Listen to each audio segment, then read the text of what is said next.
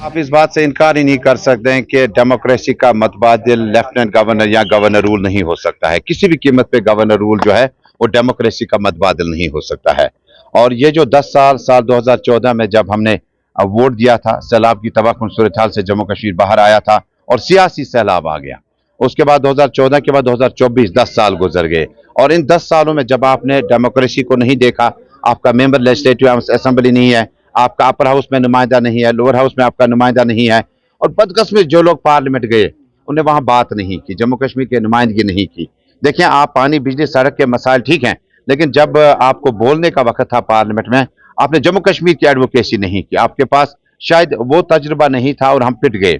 और यकीनन जो हमारी बात मनवानी चाहिए थी, मुझे याद है कि जिस वक्त फारूक अब्दुल्ला साहब को पार्लियामेंट होना चाहिए था वो घर में थे, जिस वक्त उमर अब्दुल्ला साहब को एहतजाज में होना चाहिए था पुरअमन तरीके से, वो घर में मौजूद थे। जिस तरह से बाद में पीएचडी को तोड़कर एक ऐसा माहौल बनाया गया था कि गालिबन नई दिल्ली के पास ऑप्शन ही नहीं था। हालांकि परिसीमन हुआ, उसके बाद इलेक्टोरल डिवीजन हुआ वार्ड्स का, उसके बाद डिलिमिटेशन के बाद इलाके कट गए, जुड़ गए।